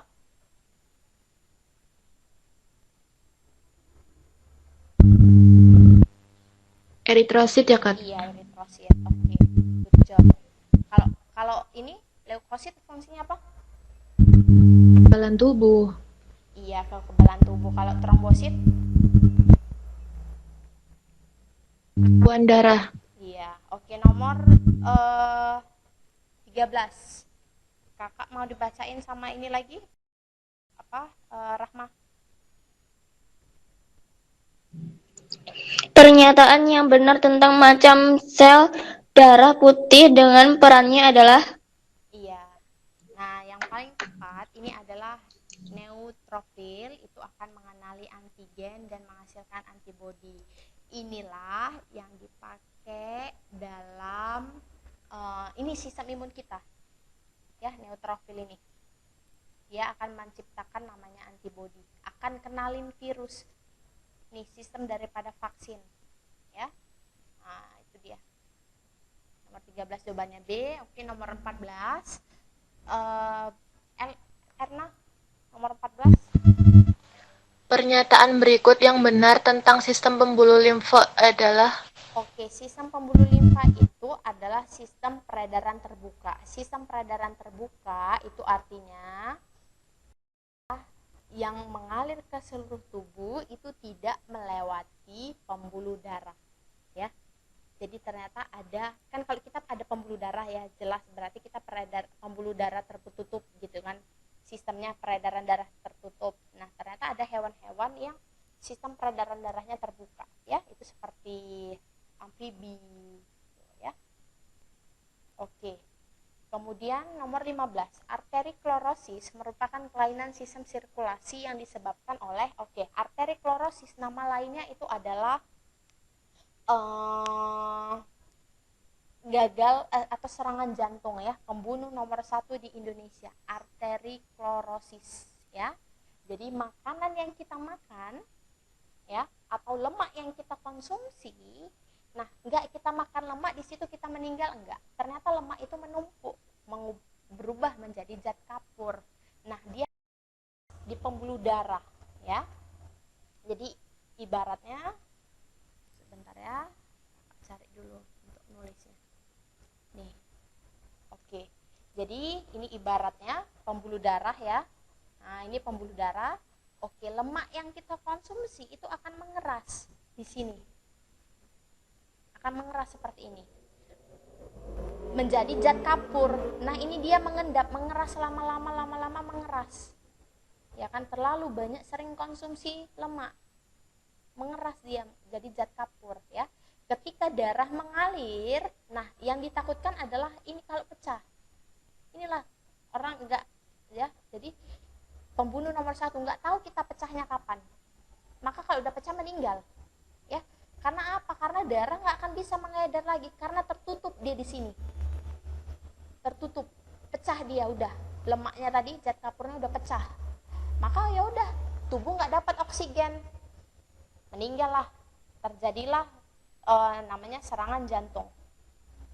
Ya, jadi cara ngatasinya gimana, Kak? Namanya lainnya adalah arteri klorosis. Cara ngatasinya gimana? Oke. Ya, maka tadi sebelum dia pecah, ya ada pengerasan tadi zat kapur, maka biasa umumnya itu sering ngalamin nyeri dada, ya.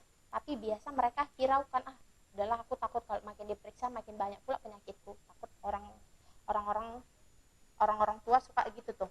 Makanya mereka takut diperiksa. Nah, ini bisa dimasukkan kamera. Kalau kita konsultasi ke dokter, kita mengalami sesak nafas atau jantung kita sering sakit, kita konsultasi, nanti di ronsen, ya kan?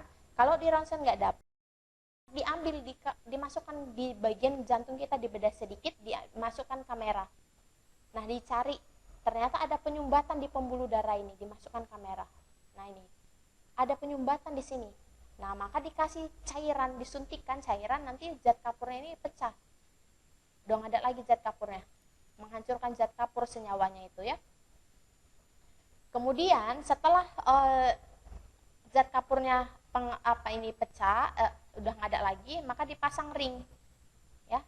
Nah, di sini diginiin dia. Ini adalah proses pemasangan ring jantung. Nah, ini dia. Supaya apa? Supaya endapan tadi, ya, itu pecah, makanya dipasang ring seperti ini. Itu pemasangan ring jantung. Nah, 4 bulan ini akan berubah menjadi daging, jadi aman, ya, sampai meninggal nanti ringnya ini tetap ada.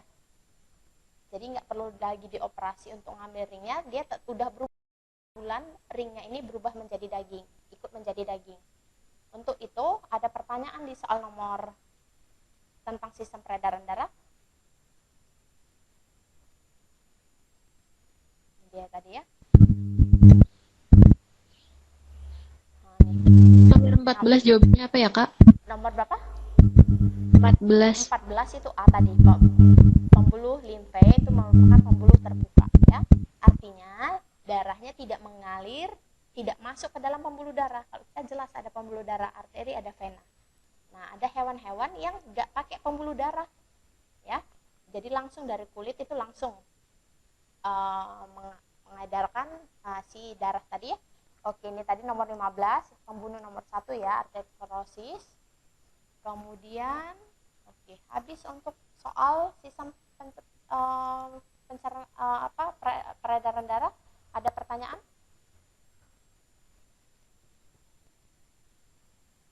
Belum, Kak. Belum. Mau nih, kayaknya waktunya nggak cukup. Ada sistem reproduksi atau mau sistem saraf dulu?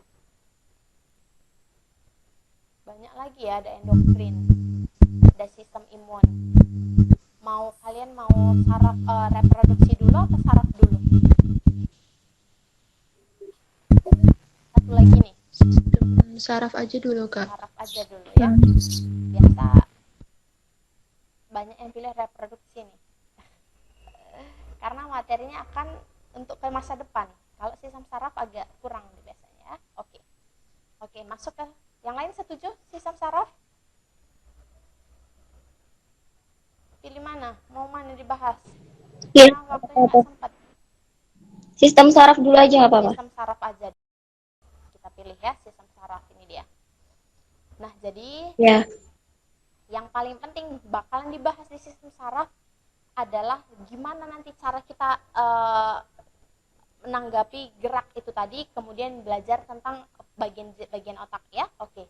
Ternyata otak itu terbagi menjadi beberapa bagian, ya. Ada otak besar, otak kecil, kemudian ada meningitis. Meningitis ini artinya selaput daripada otak, ya. Jadi selaput pelindungnya namanya meningitis. Tapi ada penyakit meningitis? Ada. Berarti dia ada virus yang masuk atau bakteri yang masuk menyerang si selaput pelindung daripada otak. Nah, itu ada. Itu diidap sama Ashanti kalau nggak salah, meningitis, ya. Kemudian ada bagian otak namanya otak tengah, ya. Kemudian ada sumsum tulang belakang. Kemudian ini fungsinya. Otak besar itu mengendalikan seluruh kegiatan, mengingat, berbicara, melihat, mendengar. Kemudian otak kecil itu fungsinya adalah mengatur keseimbangan, ya. Jadi kalau ada orang yang sering jatuh, kemudian sering kesandung, nah, hati-hati, menandakan tidak adanya keseimbangan dalam tubuh, bisa jadi bagian otak kecilnya yang bermasalah. Kemudian ada jembatan Farol, itu fungsinya adalah penghubung antara otak belahan kiri dan kanan, terbagi dua belahan nanti ya. Oke, yang berikutnya adalah sumsum tulang belakang atau disebut dengan medulla oblongata, itu fungsinya adalah untuk pusat pengendali pernafasan, kemudian pembuluh darah, denyut jantung dan suhu tubuh. Ini dia. Ternyata dibagi lagi, ada otak kiri, ada otak kanan, ya.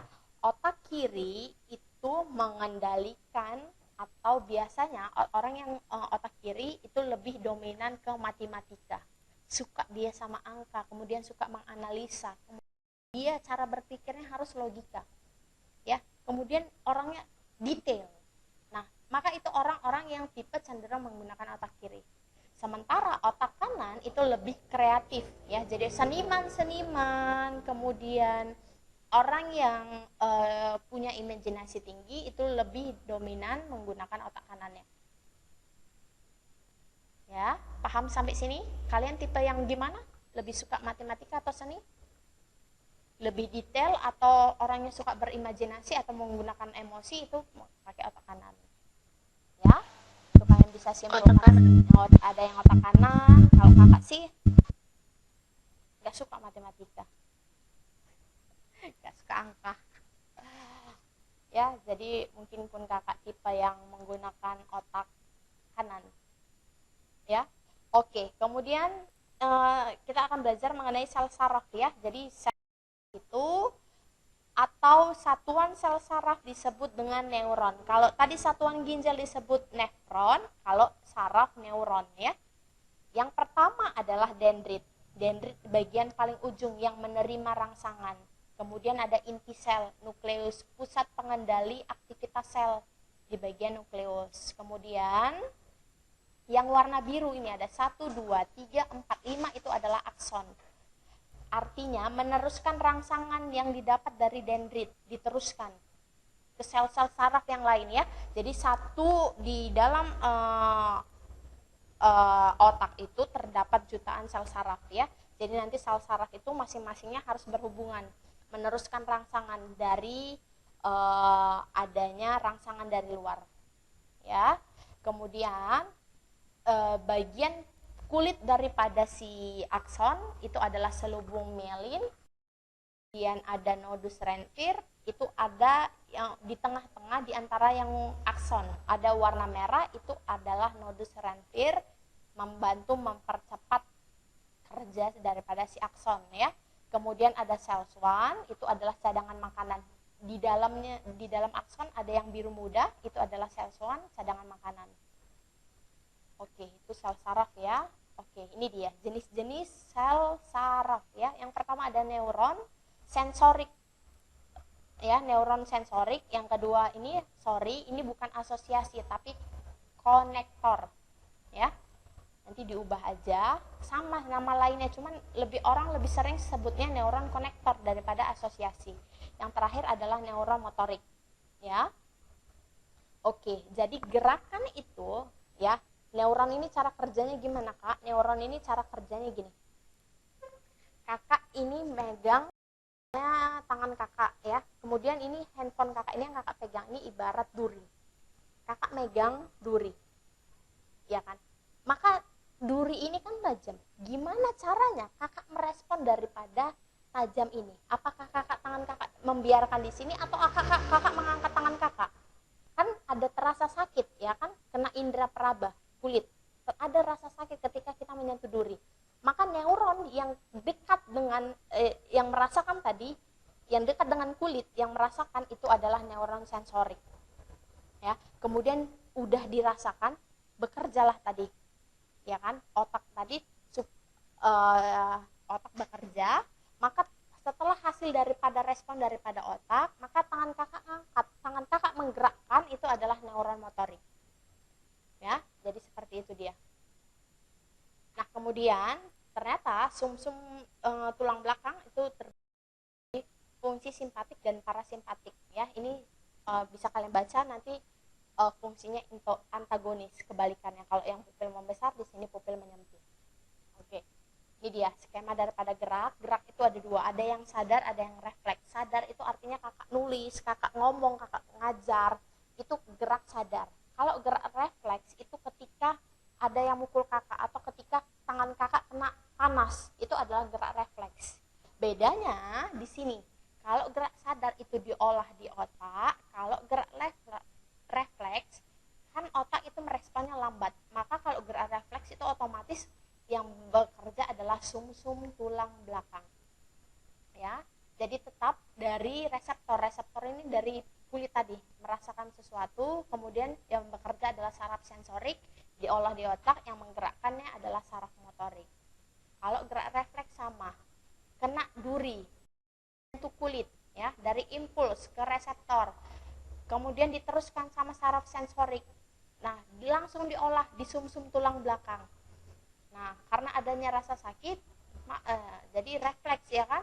Nah, masuk ke diolah sumsum tulang belakang. Nanti tangan yang menggerakkan kakak supaya ngangkat tangan kakak dari duri itu adalah saraf motorik. Nah, ada pertanyaan di sini? Belum, Kak. Belum. Inilah oke, kita masuk ya di soalnya nomor ini 10 ya. Jika proses gerak yang diatur oleh sistem saraf sadar, maka impuls jalannya gimana? Cara jalannya kalau gerak sadar? Apa jawaban nomor 10?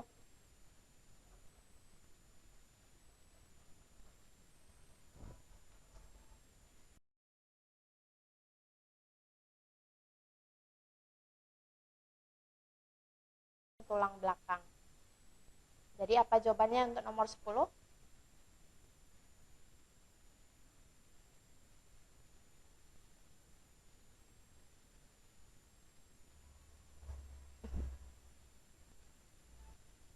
Reseptor, neuron sensorik atau motorik yang menerima rangsangan?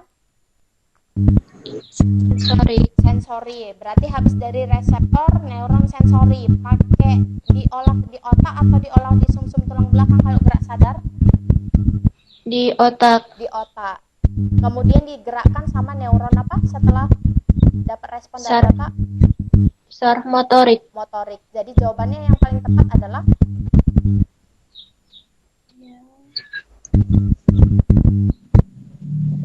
Otak. Ya, Kak. ya. Oke, good job. Nomor 11. Urutan jalannya rangsangan pada sederhana. Refleks tapi ya. Refleks. Oke, yang nerima siapa? Yang dekat dengan panca kulit, panca indera. Sensorik atau motorik? Sensorik. Sensorik. Oke, gerak refleks pakai otak atau pakai sumsum tulang belakang? Sumsum tulang belakang. Sumsum tulang belakang. Kemudian yang menggerakkan siapa? Motorik apa sensorik? Saraf motorik. Motorik. Jadi jawabannya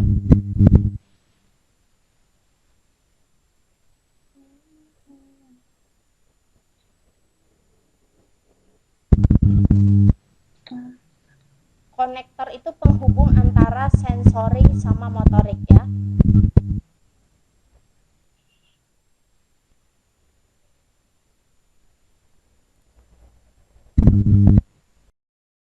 Lebih tepat yang mana? Yang D ya, Kak. Yang B.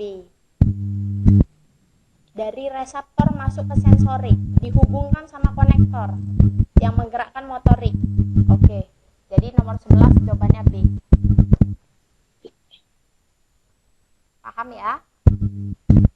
Ya, Kak. Ada yang lagi mau ditanya? Oke, ini ini belum ya. Belum ya. Oke, nomor 1 ya kakak kasih karena waktunya udah habis. Nomor 1 itu jawabannya adalah hormon estrogen. Ya, folikel itu yang membentuk sel telur, maka hormonnya adalah estrogen. Ya, kalau adrenalin itu untuk memacu rasa takut, testosteron untuk laki-laki, melatonin untuk membentuk melamin ya. Dopamin ini rasa bahagia. Kemudian nomor 2, nah itu adalah untuk menghasilkan kalsium. Kalsium. Iya. Nomor 3 itu udah tadi ya. Nomor 4 zona Z lebih pendek. Kemudian di nomor berapa lagi yang belum? 8. Oh sorry, nomor 8 ya. Tadi kakak lupa bahas penyakit kuning ini. Nah ini dia kasusnya. Kalau ibu ini ya pentingnya diketahui resus ya. Resus itu ada dua jenisnya, ada positif, ada resus negatif ya. Yang bahaya ketika ibu itu resus hamil. Nah bayi itu dia bisa orang Asia itu cenderung resusnya positif. Dia nikah sama orang Barat atau orang Arab ya, dapat suami resusnya negatif, ya kan? Kemudian nikah, jadi anaknya ngikut resus bapaknya, resusnya negatif. Nah resus yang positif ya itu sangat, sorry ya, gimana kakak bilangnya ya. Nah gini dia, penyakit ini bayi kuning ini karena perbedaan resus antara ibu sama bayi ya. Jadi ibu membentuk antibodi, tubuh ibu membentuk antibodi. Sorry, berarti yang gini, kalau ibunya negatif tapi bayinya positif ya, maka karena kalau ibunya positif bayinya negatif nggak apa-apa. Yang nggak boleh adalah ketika ibu resusnya negatif tapi bayinya resusnya positif. Jadi gimana? Nah nanti yang resus negatif ya itu menganggap resusnya yang positif itu sebagai racun atau sebagai benda asing yang harus dihancurkan. Nanti maka sistem imun ibu bakalan menghancurkan sel darah bayi. Bakalan menghancurkan sel darah bayi itu umumnya jadinya namanya keguguran ya. Jadi bahayanya resus di situ. Tapi kalau lahir maka anaknya ngalami penyakit kuning. Kenapa? Karena sel darahnya udah dirusak sama ibu ya, jadi seluruh tubuhnya itu menguning. Nah jadi jawaban nomor 8 itu adalah masuknya aglutinin ya. Ini antibodi ibu ke dalam darah bayi ya. Jadi nomor 8 itu D. Yang bahaya adalah ketika ibu resusnya negatif, bayi resusnya positif ya. Itu perlunya diketahui sebelum punya anak, pentingnya diketahui resus. Kemudian soal nomor 12 udah, 13, 14 udah, 15, 16 udah ya? Udah semua kan soalnya? Nomor 9, Kak. Nomor 9. Oh nih udah tadi glukosa di proksimal tadi. Nomor 9 tadi yang tentang ginjal tadi. Ada lagi pertanyaan untuk ini kakak kok apa Jufri masih ada orangnya di situ? Jufri masih join? Siap kok. Oh siap, oke ya. Jadi ada Jufri, untuk Jufri ada pertanyaan? Siap, tidak ada. Sudah tidak ada ya. Sayangnya kita nggak masuk nih, nggak sempat ke sistem reproduksi. Padahal ini seru nih, reproduksi. Kak, Saya iya, saya mau tanya. apa? Boleh. Tadi yang resus positif yang boleh ya? Oke, resus tadi ya. Ntar ya kakak ketik ini di sini. Ya. Gini deh. Jadi, sorry tadi ya kakak agak salah sedikit. Yang bahaya ketika ibu resusnya negatif.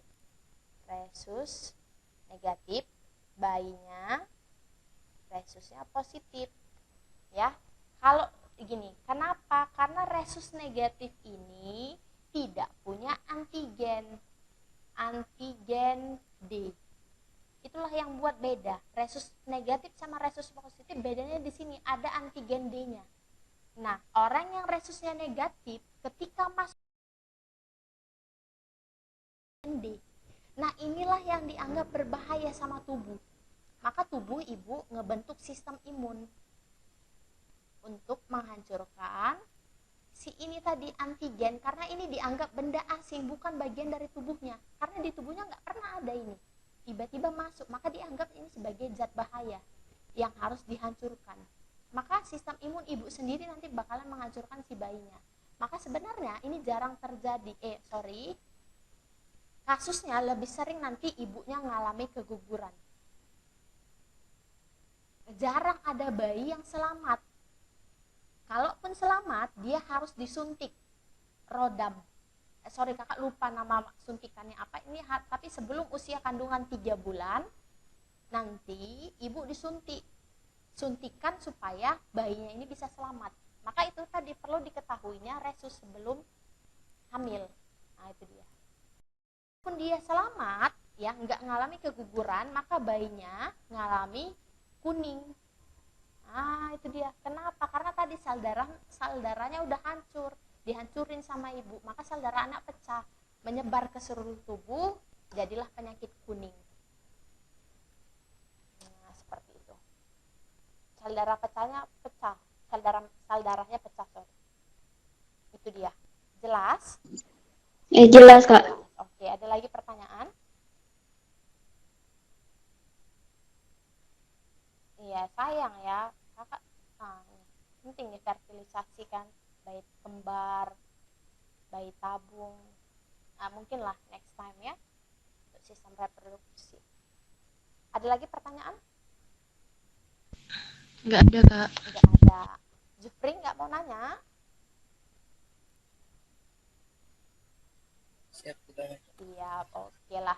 Nah, jadi sebelum hari ini selesai, sama-sama yuk kita ulang materi yang sudah kita pelajari hari ini ya. Jadi tadi kita masuk mengenai alat tubuh manusia. Oke, di sistem peredaran darah. Kakak tanya ya, sel darah merah namanya? Nama lainnya? Trombosit. Eritrosit, sel darah merah. Eritrosit. Nah, fungsinya untuk apa sel darah merah?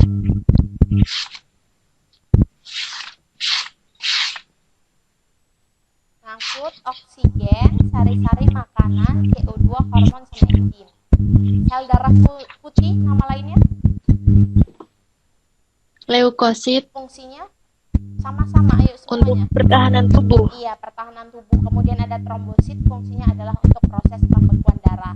Oke, bisa ya. Kemudian ada pembuluh darah, vena sama arteri. Yang mana yang meninggalkan jantung, yang mana masuk ke jantung? Arteri, pembuluh darah yang meninggalkan jantung, vena kembali ke jantung ya. Kalau ke sistem saraf, tadi ada gerak refleks sama gerak biasa. Kalau gerak refleks masuknya kemana, diolahnya di mana? Gerak refleks. Sumsum tulang Belakang. Berarti kalau gerak sadar diolahnya di otak ya. Oke. Neuron yang menerima rangsangan dari panca indera, rasa sakit atau apa? Neuron apa yang merasakan? Sensori. Penghubungnya namanya konektor, yang kan namanya neuron. Respon dari kerja diolah di otak adalah neuron motorik.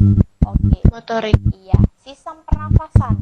Kalau pernafasan dada pakai apa? Tulang rusuk. Kalau pernafasan perut pakai diafragma. Inspirasi artinya udara masuk, ekspirasi artinya udara keluar. Paham? Iya, Kak. Iya. Sistem pencernaan makanan. Karbohidrat, lemak, protein itu melalui proses pencernaan. Sedangkan yang tidak dicerna langsung diserap adalah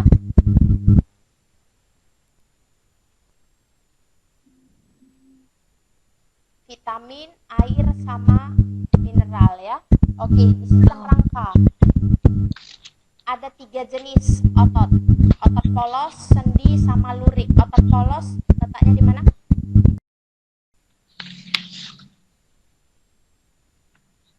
Di lambung. Otot jantung letaknya di jantung. Otot lurik letaknya di rangka. Maka kalau lurik cara kerjanya sadar ya.